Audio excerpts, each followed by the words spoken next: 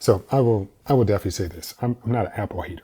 I am more of a, I would hope that these companies do things, yes, that are good for their stockholders, good for their bottom line, but also good for the consumer. Because without the consumer, the company just wouldn't exist. So when it comes to the Vision Pro, I personally am not going to buy one. And I understand why somebody would buy one, but I also feel that people shouldn't. And let's listen to what this gentleman says. And I honestly don't know if he feels the same way that I do, but I will expand upon what he says from my perspective in terms of why I think you and developers should not buy the Vision Pro. Inside the headset where you're both wearing it, it's meaningfully different. And it's been part of this bigger discussion of like work from home versus back to office and stuff. You might not need to make that trade-off in the future. And did you find that convincing in the Vision Pro so far?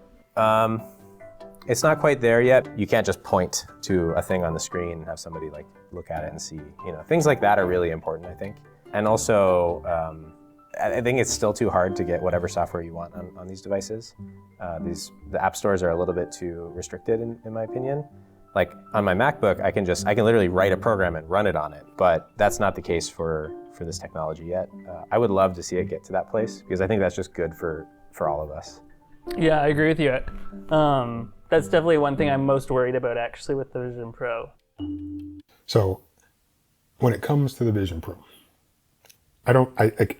from his perspective, yes, I agree that there are currently there's a limited amount of software available for people to use. For me, it's yes, I understand that.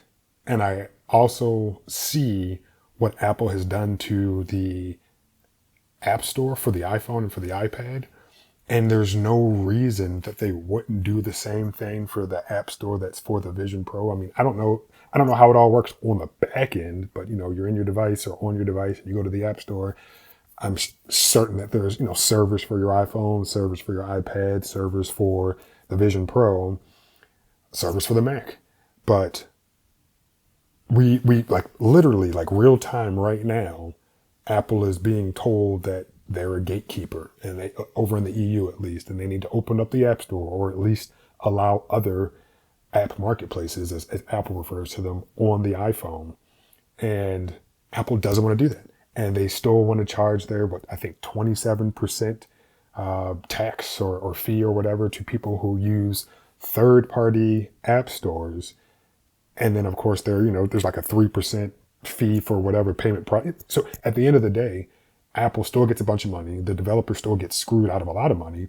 And you still have all these restrictions imposed in terms of what can and can't be in the store. So right now, I don't know if this individual and the host of Mac Address, I don't know if they're looking at it from the developer standpoint or just like, oh, it kind of sucks right now that there isn't much to use in comparison to some of the other app stores that are available. But again, and this hopefully is a short video, it's just why put yourself in that position of knowing how Apple is going to treat you as a developer and as a consumer when we can literally see what they're doing right now.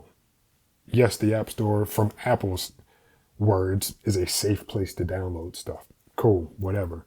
But computing has been around a lot longer than the iPhone or than the App Store. And we all of it, literally everybody, at some point has installed perfectly safe software on a computer. Download it from the internet, or when we were using CDs or floppy disk or whatever. We've all installed software that did not come from an app store or however you want to phrase it, that the device manufacturer or we'll say the operating system manufacturer owned. So you should be able to get the operating system and use the machine however you want to. And he beautifully points out that yes, on his Mac right now, today, he could just write some software and run it on his Mac because that's how computing should work. However, Apple has decided to change that, and it's either their rules or you're off the store. And everything that's going on with Epic right now in condition, in conjunction with what's going on over in the EU, is a perfect precursor to how they're going to try to manage/run the App Store for the Vision Pro. So again, I couldn't see why you would want to put yourself in that position. I know people are going to think, oh, there's a ton of money to make, and there might be. Just know that Apple's going to take 30% of it.